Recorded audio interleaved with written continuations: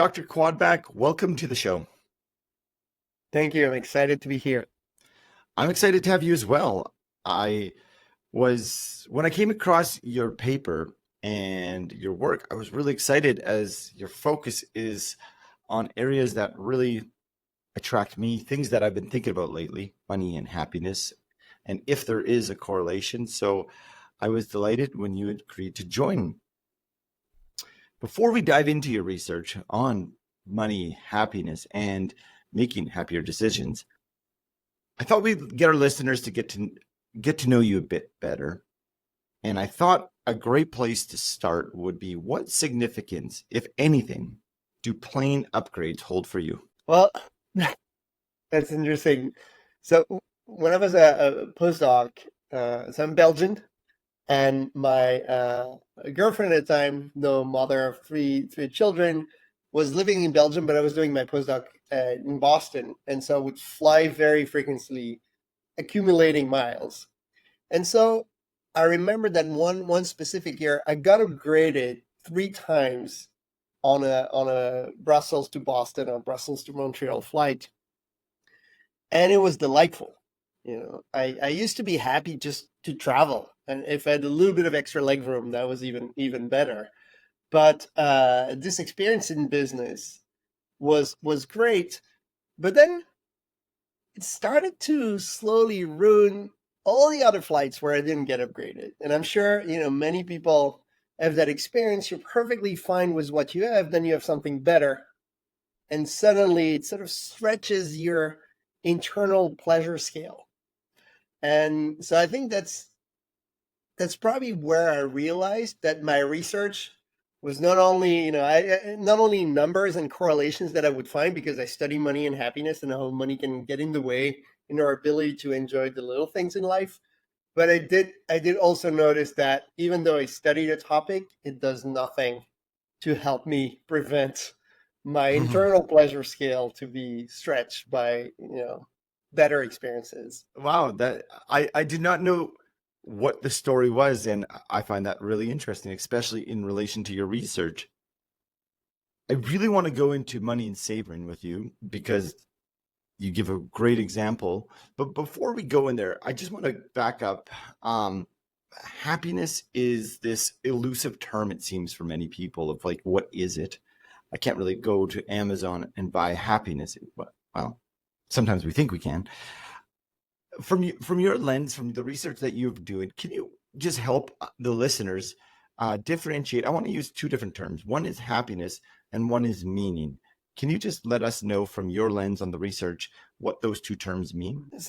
Absolutely. So when we measure happiness in research, most people focus on three components. One is our frequent experience of positive emotions, right? You feel excited, satisfied, you experience gratitude, and so forth, and you do it frequently. The second component is experiencing negative emotion at a much less frequent rate, right? It's not that you shouldn't experience any, but it's to be relatively negative emotion free, if I may.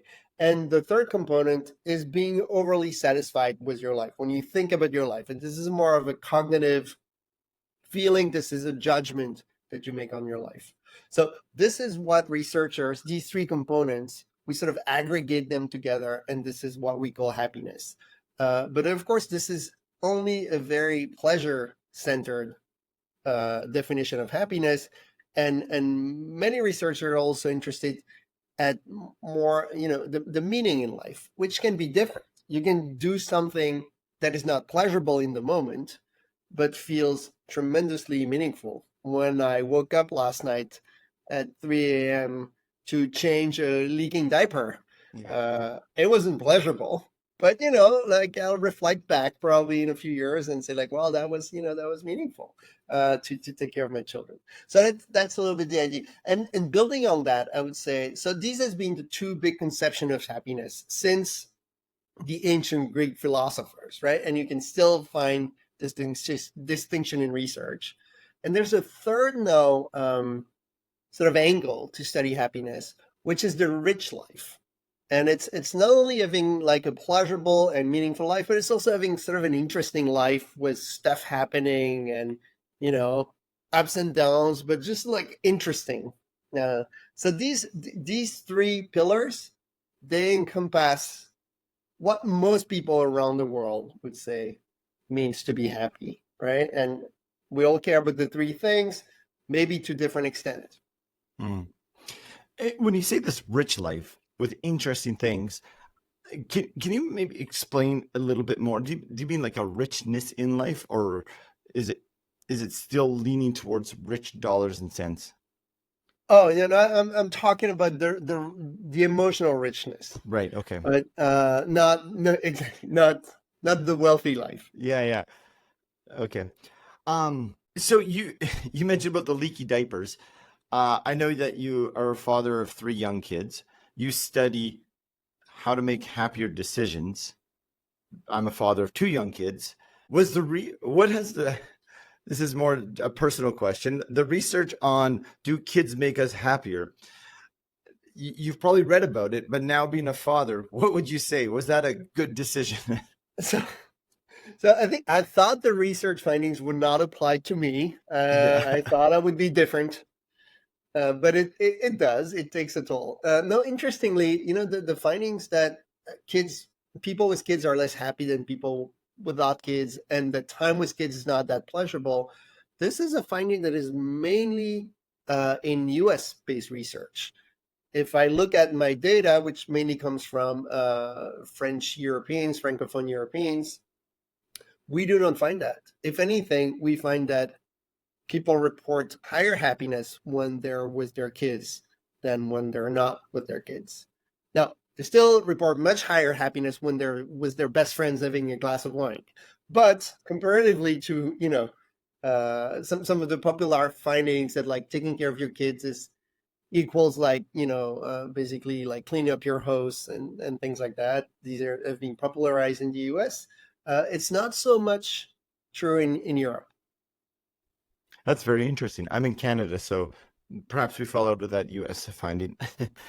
Maybe um, I think at the end of the day, it's probably the, you know, the work hours. It's time, right? And that's what I was you thinking probably is work less, I would say, on mhm, average in Europe.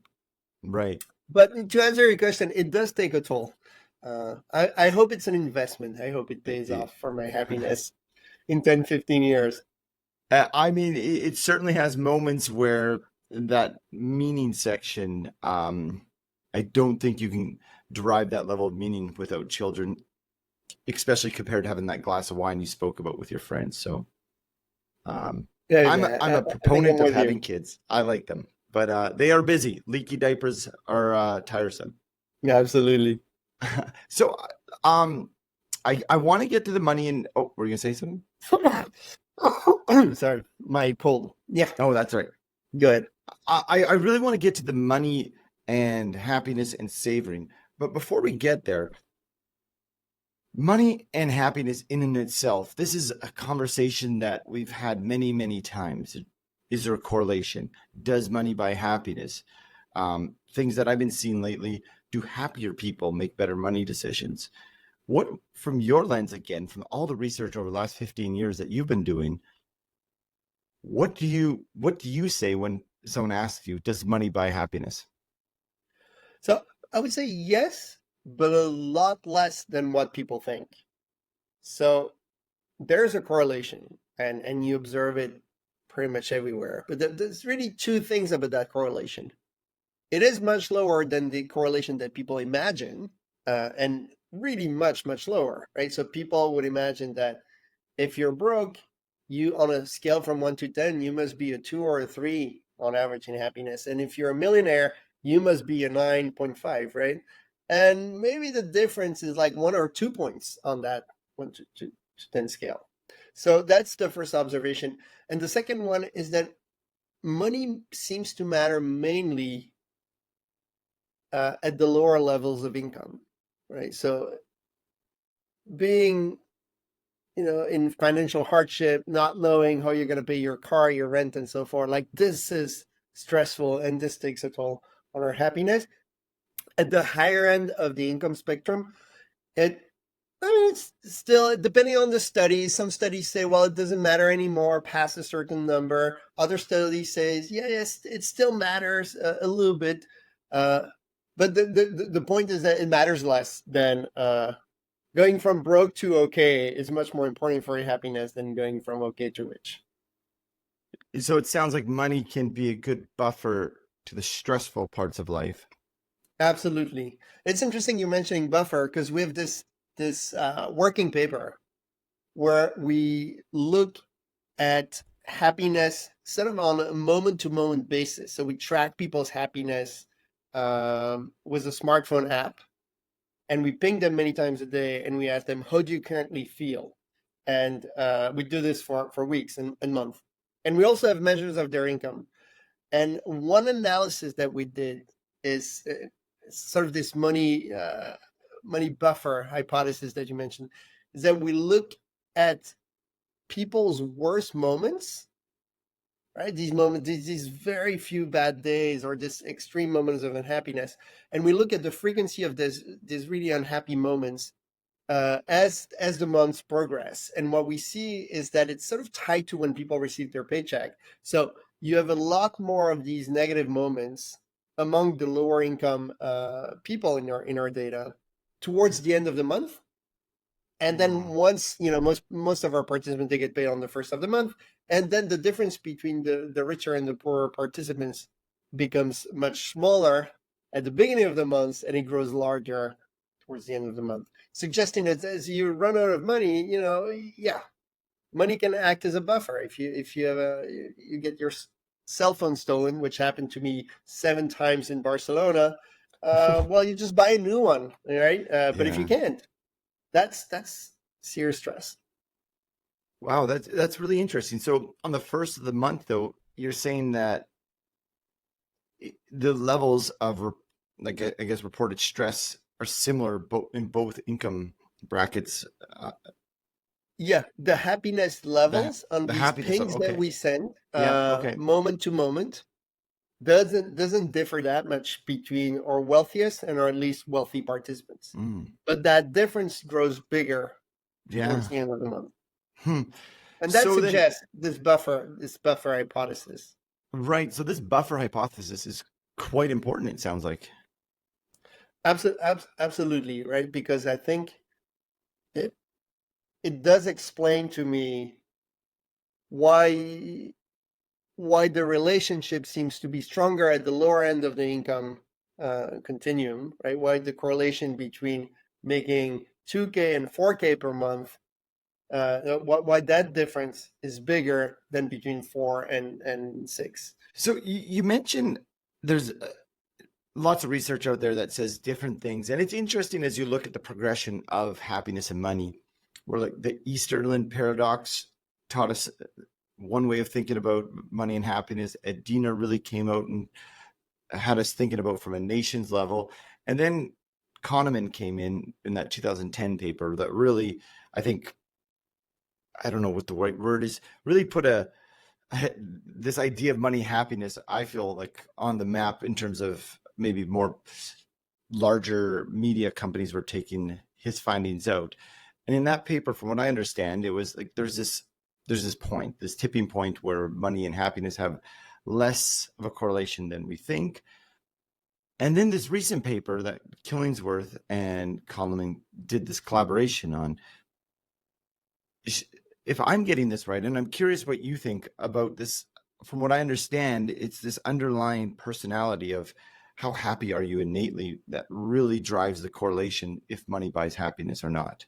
Beyond that point, can you maybe just speak to your thoughts on it? Because I find it interesting. If I'm getting this right, is that if innately happier people, then this tipping point of this, whatever, 75,000, whatever it is, starts to dissipate and there is no ceiling. Am I understanding this correctly? Uh, uh, you do. I would have to read the paper Okay, yeah, carefully again. It's been a yeah. while, and so sure. I mean, to me, yes, there are individual differences. Probably some people, with some personality types, might Hmm. derive more pleasure from money than others. There's also, I know there's on that on Matt's paper. So Matt, we used to be in the same lab. We're Mm, friends, and um, I know some people have, some statisticians have also criticized because depending on how you measure hmm basically income, right? And we're talking about log income here, so we're not talking about sort of a linear increase in income. The way you think about log income, the way it's measured in this paper and the classic Kahneman paper was that every time you're doubling your income in a way. So the scale if you're plotting income and happiness, the scale of income doesn't go from like 1,000 to 2,000 to 3,000. It goes from 1 to 2 to 4 to 8, right? It's every time doubling. And so in the way it's measured, there's already sort of this idea that it's not a linear thing. Like you don't derive more happiness for every dollar that you make. mm, But these all, I think the fact that we're still writing research papers on that question, because these decisions are extremely important for people, right? I think it's far from a philosophical question. It guides policies. It guides the type of welfare that I think government should promote or not promote. It guides career decisions. I see that with my MBA students all the time. Right now, it's job hunting season, and they're trying to decide whether they should accept this higher paid job somewhere in Germany, or get this lower paid job in Barcelona, but they really enjoy Barcelona lifestyle and so forth. So these are important questions, and I think we need to get the science right. And it's complicated, as you mentioned. It's hmm not the same for everyone. Um, it depends on so many variables. So the crux of a lot of your research is how to make happier decisions, and we're talking about money and happiness. Thinking of those pillars that we talked about earlier: happiness, meaningful life, and a rich life. Knowing the research and to your point, it's complex. This is hard. If you had these MBA students, which you do, what advice would you give in terms of someone seeking to find this balance between this? I want to enjoy Barcelona cup of coffee with my friends, but also I want to have financial means to have kids and retire. But I want to look back on life and say, hey, that was a good one. How I guess what you're thinking is like where you're thinking is right now. How do we balance all these competing priorities to take care of to us today, but also our future selves from a That, happiness that lens of money?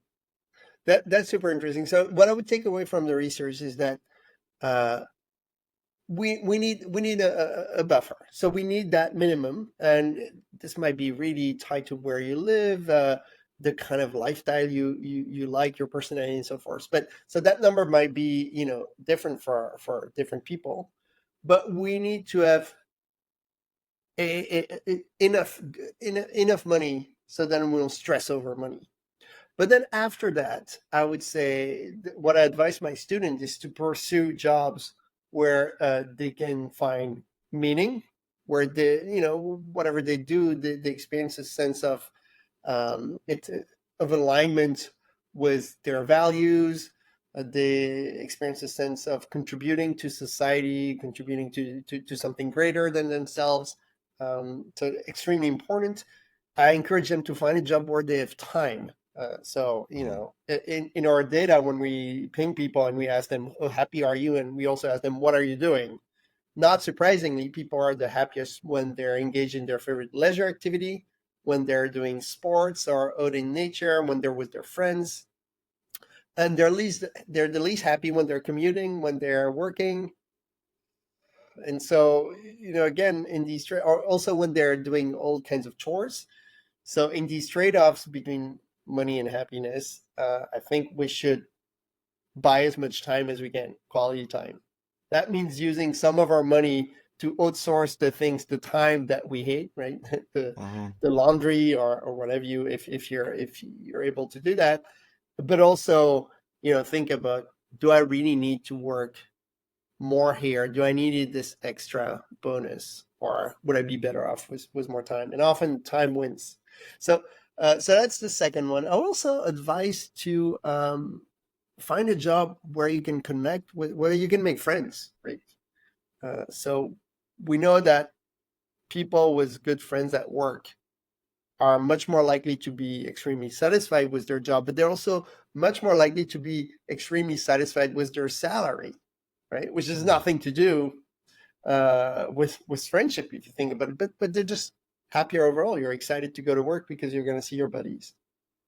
So that's another thing. And the flip side of that is the number one reason people quit their job is because their boss, right? Because they cannot stand their boss. So who you're going to work with is extremely important. Probably more important than the money you're going to make. As a matter of fact, the number one predictor in my data, but I think in many other researchers' data of happiness is the quality of our social connections, right? Are you currently with someone else? And that is the biggest determinant of your current happiness level, over and above like many other factors, where you are and so forth. I appreciate And that. yeah, No, so go on. I'll give you the last one. Yeah, please. I'm thinking we should also seek jobs, right, where beyond salary we can grow and get better at what we do. So that there's lots of research showing that this sort of sense of mastery, of getting better, of learning new things, um, makes for a happier and more interesting life.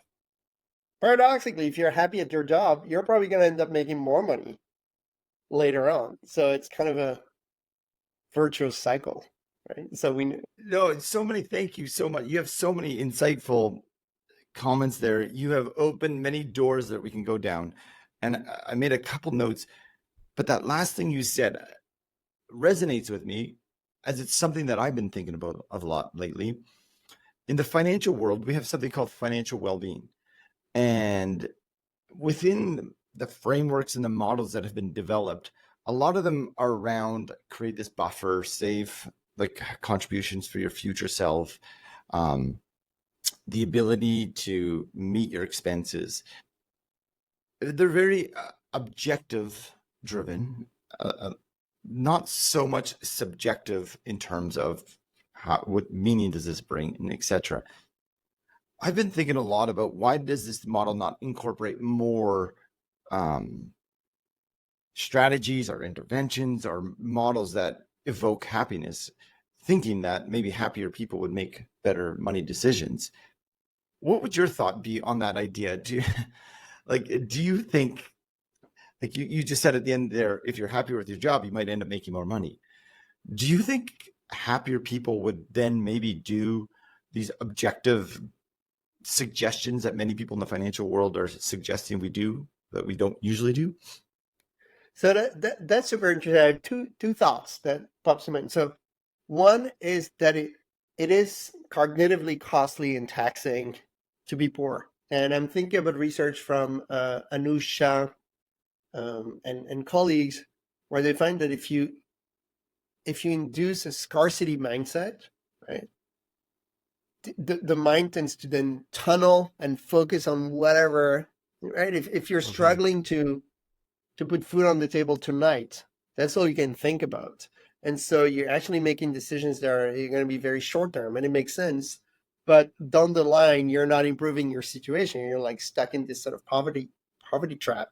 And so to your question, yes, I think that money offers also this sort of maybe psychological freedom to be not so much short-term focused and maybe think outside the box, and because we have the safety net, and then we can actually get even more money because now we're making better decisions. There's also a second effect, is that it's becoming very clear that happier people are more productive at work. So they just do a better job, and as a result, they're more likely to get promoted. They're more likely to get raises and so forth.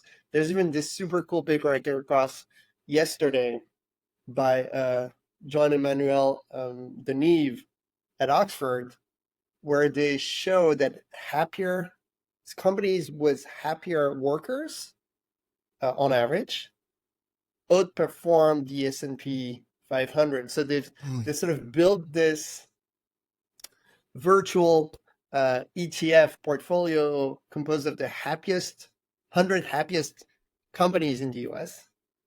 And they've analyzed it, if you had invested $1,000 over the next 2 years, what would be the return? And like an ETF, you rebalance. So if one company becomes less happy in the next year, you just sell that stock and buy the newcomer. And they're outperforming the S&P by 20% on average. So I thought it was super cool. As a result, I actually built my own ETF based on that. Oh, So wow. I just made an experiment, and Yeah, that investing every month in the happy companies. that's incredible. Wow. What's that paper called? That one? It's a Or, it's a working paper oh, okay. from Oxford. I think it's like happiness and financial return or something. Very, very interesting. Going back to what you said about, you were talking earlier about how time wins, social relationships are important, and this idea of growth is also important. When I think of like the retirement, this idea of retirement that many people have, I've come across many people who have tried to retire early because, you know, this is what you do. You work and then you retire, often driven by a role that they have very little meaning, like in the work they're doing. But then they retire, and I can't tell you how many times people say, I am so bored. Their spouse is usually working in this situation that I come across. And I just want to highlight that to speak to the value of those social relationships in terms of how much happiness that does provide. And it seems to or like just relate to something you said earlier, is how money can get in the way. And it was just making me think that we run to retire, but this is money now, like getting in the way, so to speak, that now I have no, I might not have social relationships, I might not have meaning and growth, etc. Absolutely. That's funny because in my world, academia, it's kind of the opposite. Like, I can tell you the number of older professors, in their 70s, 80s, are still there every day. They're not getting paid anymore, but I think they do something that they find meaningful. Their research, they have these social connections, right? They still learn things and learn new things. And so for all these reasons, they work for free because they love it.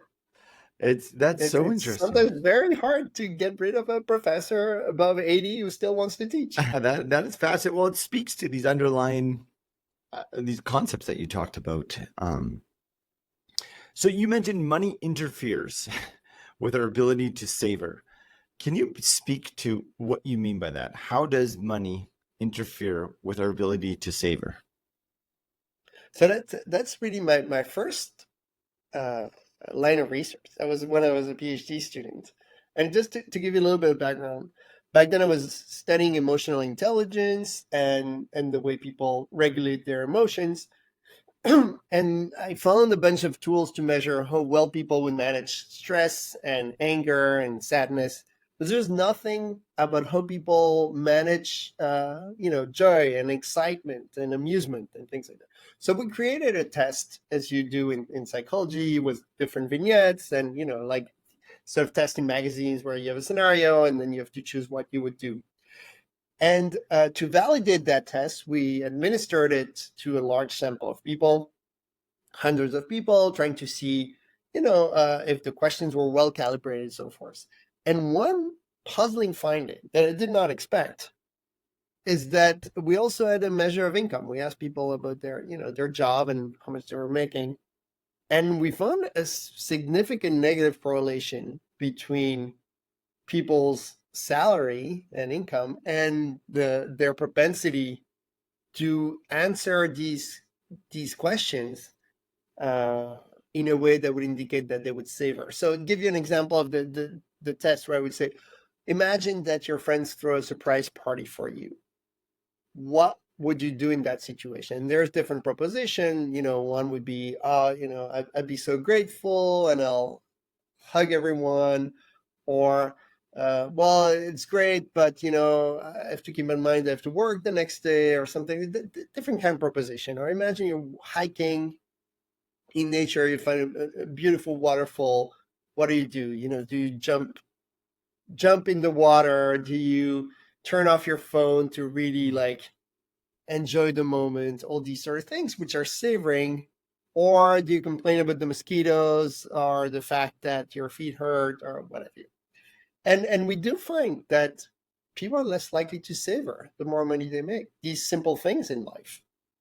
Then we replicated this in different domains. So, for example, in one of my study, I took participants that were very happy to a renowned Michelin star chef restaurant in Barcelona, and again we measured their income and we measured how much they savor every single dish.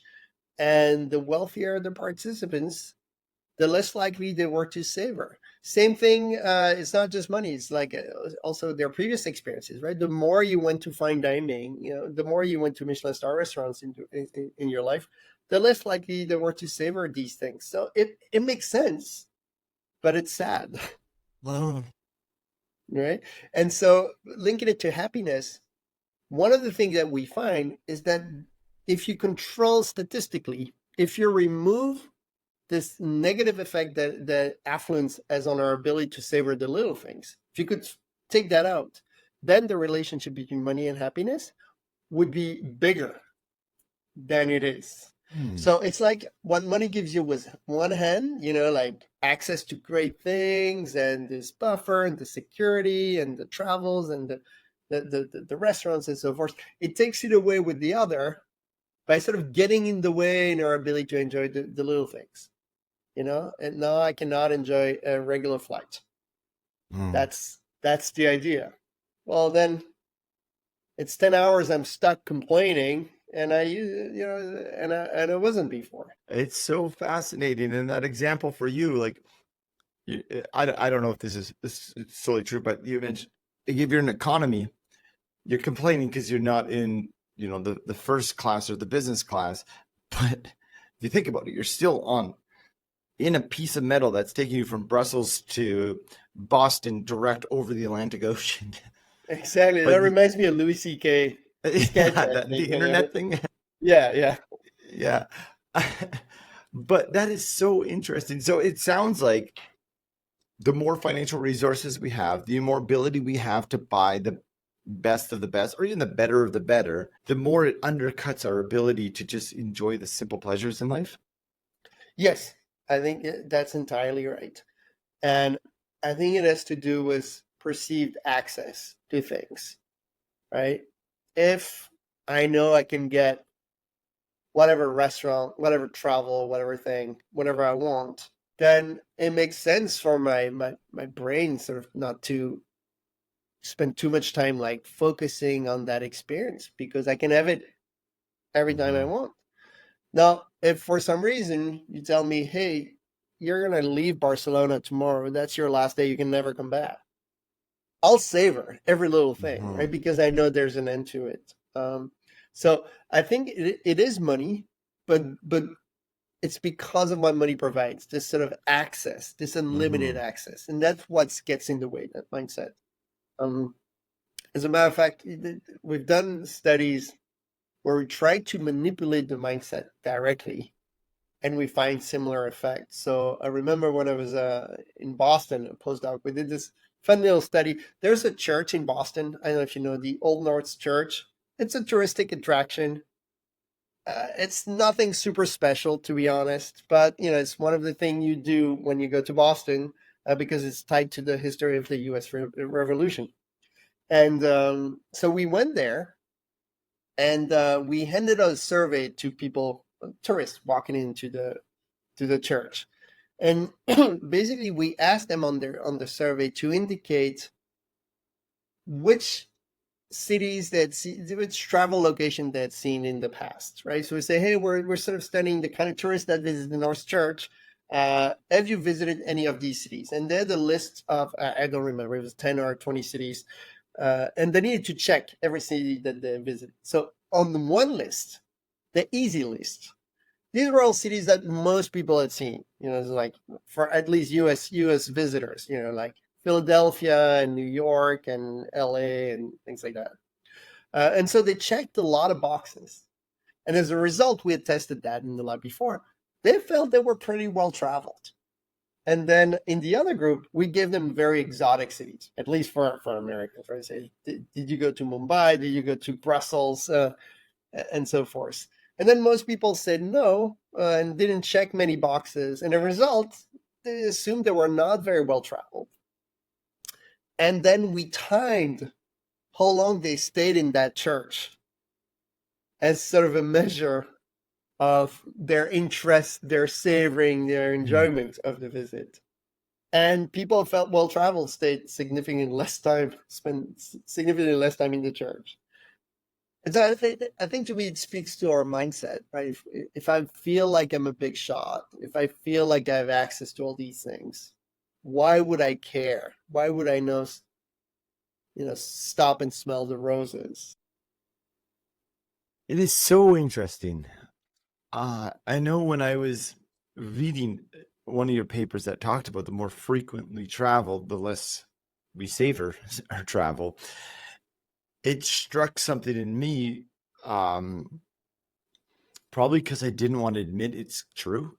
Uh, and when my wife and I were young, in our early 20s, we traveled around the world and very, very low financial means, like extremely low.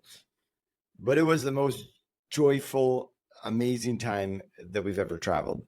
And I know we've been on other trips now that we have jobs, and we certainly don't take the time to smell the roses, as you say.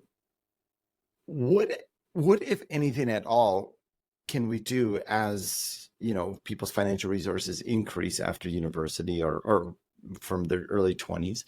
Is there anything we can do to kind of buffer against this tendency not to savor?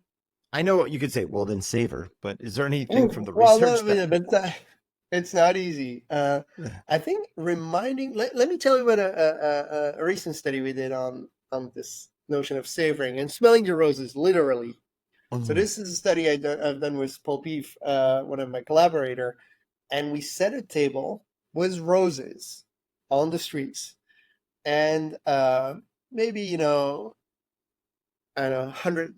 Oh yeah, you're in Canada. Use meters. So 100 meters away from the table, there was a research assistant handed out flyers to pedestrians that says either look, life is constant, stop and smell the roses, or life is unpredictable, stop and smell the roses.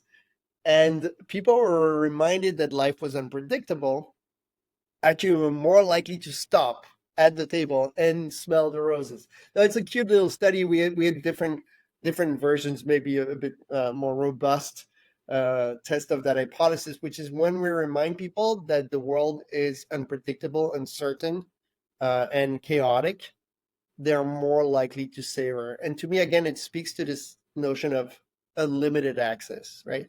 If I know things can end soon, or if I remind myself that, this might not be there forever, then I'm more likely to savor it. Another way you can savor is and sort of reset your savoring level is by taking breaks from consumption.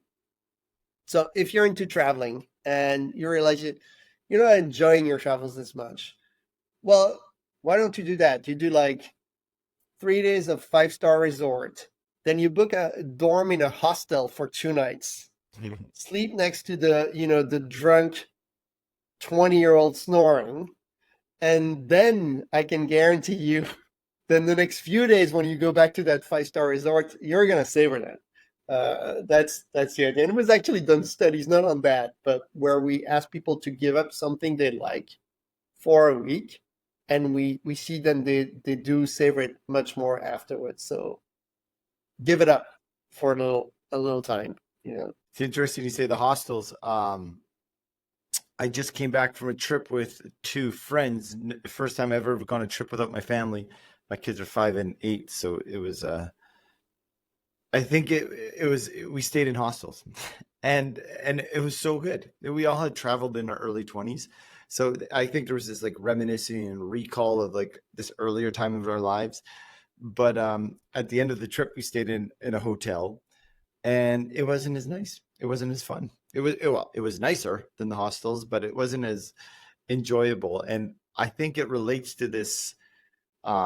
limited amount of time that I had to travel without kids and without the friends that really like I really noticed things were savoring. I haven't been across the ocean on a flight for a long time, and when I got that airplane mood or mood meal, my mood was like incredibly happy. I was like, oh, forgot about these things. And so on the break side, yeah, I was over the moon excited about this free meal on the airplane that I actually paid for, I but it fully felt free. resonate with that. Like, so for me, airplanes hold a significance because I realized I stopped savoring after all these upgrades and things like that. But then now that I have three young kids, so mine are like 2, 4, and 6. Same thing. I don't travel anymore. But when I do have to travel, anything than like the drama of three kids is Yeah. amazing, right? So I have like 3 hours by myself on the plane to watch a crappy movie. That's amazing. So again, I think it's perceived access to things. And we if we feel that for some reason, we don't have unlimited access, we start caring more and we derive more pleasure from our experiences.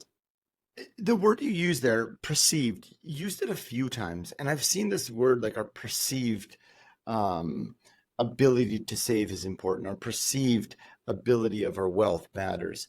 Can you maybe just touch on why you've used perceived a few times, and how, if at all, can like this perceived level of access help us? Like, say someone does have more financial resources than it requires to meet their minimum expenses every month. How can our perception of our money help us smell the roses more, if at all? So access is maybe a more objective thing, but I use perceive access because these thoughts can be very malleable. So, if you remind someone that life is short, if you remind someone that you know the stock market can crash and their portfolio can lose half of their its value or whatever, um, this will have consequences in the way they behave and think and feel. And so this is great because now we have some wiggle room, right? We can be wealthy, but I think by sort of frequently reminding yourself that this is great, that this might not last forever, and things like that, we can be more mindful when we have experiences. So that's why I like to use perceived access rather than Mm, access. perceived. Okay, yeah. No, I think you can directly also boost your ability to savor regardless of this perception of access to things. So you can make a conscious effort. Okay, you know that because you have access to all these great things. I'm a foodie, and I've been to many. I spend way too much money on fancy restaurants, and I can notice I'm getting a bit blasé at places that my mom would blow her mind. Mm. But that, that's just the way it is. No, I think if you make a conscious, that, and you make a conscious decision that for the on this next course or whatever, you're going to fully experience something with your five senses. That's what I like to do. I like to experience something with my eyes. I like to focus on the sound that it makes. Let's say you take a bite, right? The sound that it makes when you crush it. Uh, you focus on the smell, you focus on the temperature, the texture. Like you can focus on many different things than just the taste. And by sharpening your five senses that way and making that conscious decision for one experience, you're boosting your ability to savor. Yeah. As you talk about savoring and a lot of this conversation, it's really making me think about this art. I don't know if it's an art, but this idea of slowing down to a degree, slowing down to crunch your food, to smell your food, slowing down to smell those roses, slowing down in the church in Boston. And it really feels how we talked earlier about having kids in America data is showing how, happiness levels are reported down. But I can imagine it's this push pull now. I want to make more money. I got to make money, but I have kids and it's taken away from this ability. And then this time scarcity really comes into play. Have you looked at or thought about this idea of this time scarcity versus wanting to savor, and how can we, if at all, slow down a bit more? So you're, I mean, it's not directly my line of research, but Yeah, I have a friend, Casey Mulligner, who studies right. that very question, and the time famine we're experiencing right now. People are busy; they feel like they don't have time to do anything, and that takes a toll on their happiness. I think, well, it's a complex problem, but surprisingly, by giving up time, it increases our sense of time affluence. Because again, right, these are all perceptions. The perception that I'm busy. I mean, objectively, I may have things to do, but this time scarcity, it's also a perception in my head that I don't have enough time to do whatever I want. And one way to change that perception is paradoxically, I'm thinking of a paper that shows that if you give time away, if you like help out people and you sort of give time, for charity or for friends, as a result, even though you have less time, objectively, you feel subjectively that you have more time, right? So Hmm. there's often the reality and our perception are not entirely coupled, and we can play on our perception. I think I'm digressing. I forgot your No, initial that's question. that was a thought that was just like floating in my head, and I just asked it.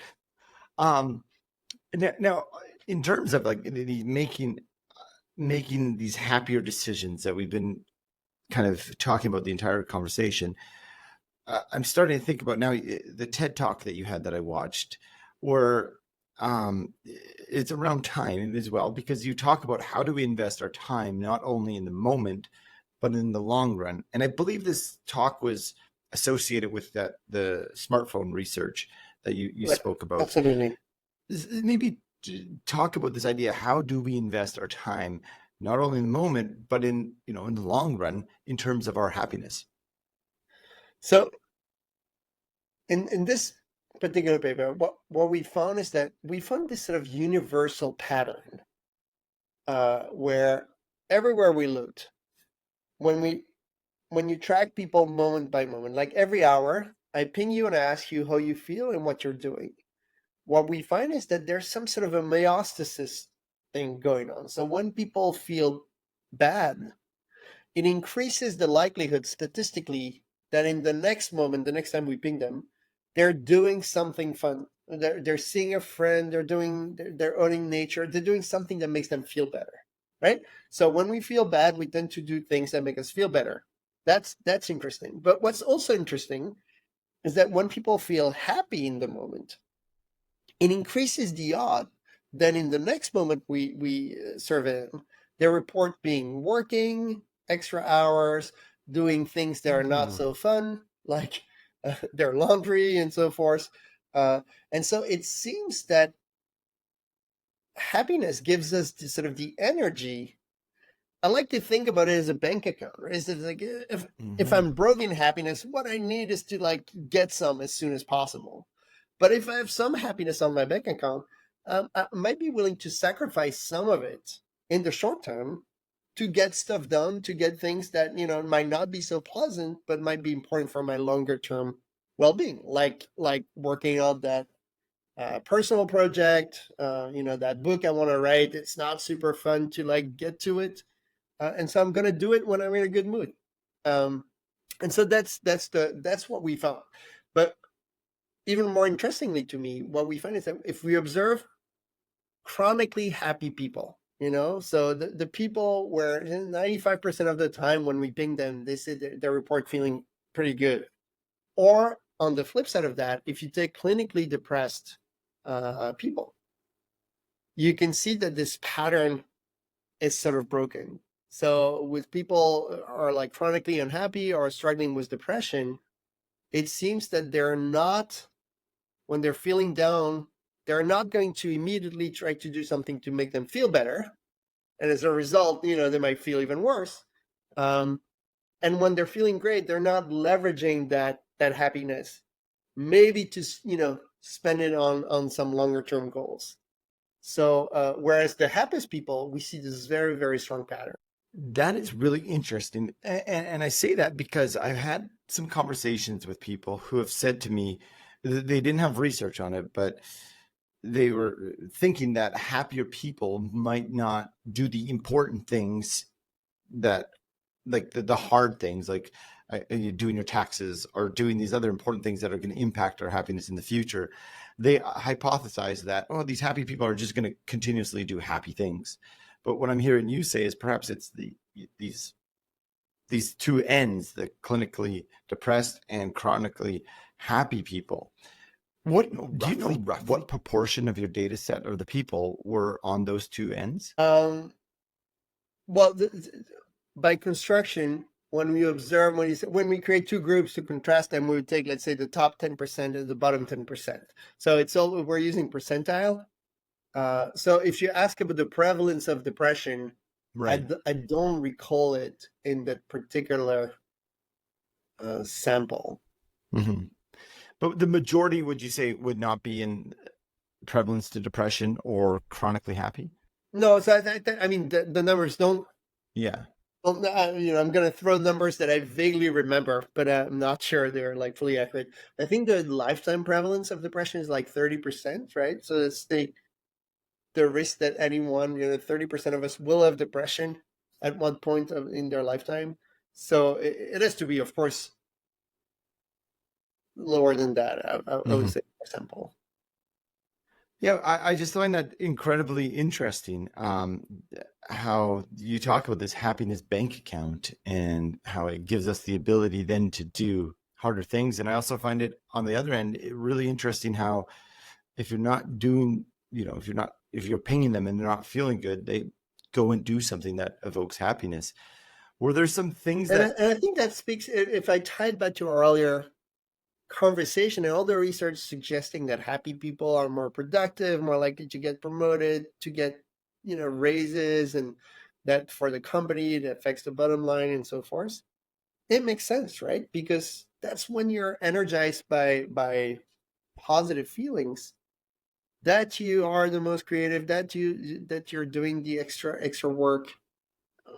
I don't know, at least it's me. I'm not motivated to work on like challenging personal things when I'm feeling low. Then I just want to watch Netflix and binge watch, TV shows. So I think that perception that happy people are just like sort of always happy and they're never doing the important stuff is just wrong. And from the data that we observe, and it's not just my smartphone app data, which is mainly France and Belgium, but we observe that pattern all over the world. We have data from the World Health Organization, with people from China, from Ghana, from Mexico, and the pattern is the same. very, very interesting. As a researcher, I can assume that you're always thinking about new things that are interesting and attracting your attention. And perhaps in your happier states, when you want to tackle something difficult, you might start new projects or have new ways of thinking. Are there anything that is attracting your attention right now in terms of the conversation that we're having and decision making and money and happiness? Anything that's exciting you? So we have this sort of new project. So even though I study happiness and and emotions and decision making, my teaching is mainly negotiation. Sort of happened randomly 10 years ago when I fill in for a colleague, and I fell in love with negotiation and negotiation research. And I'm doing also another, a big pipeline of negotiation research. And we have this project where we're sort of linking the two. And what we find, so we ping people again with smartphones. We ask them how they feel. And we also ask them if they're in a conversation and what the conversation is about, and if that conversation entails any sort of type of negotiation. And we give them a list of different things that are negotiation related. And what we find was that when people are currently engaged in a negotiation or a tough conversation, they're feeling crappy in the moment compared to a non-negotiation conversation. But if we look overall over the month that we are surveying these people, how often do they negotiate? And we relate that to their overall happiness.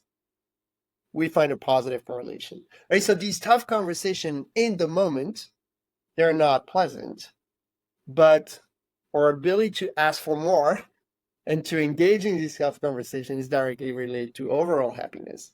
So that's one project that excites me when I'm currently advising lots of students on how to negotiate their salaries. Yeah. And I would say it's dreadful, it's unpleasant, but you gotta do it because not only you'll make more money, but also research suggests that if you're a frequent negotiator, you'll be happier. So interesting.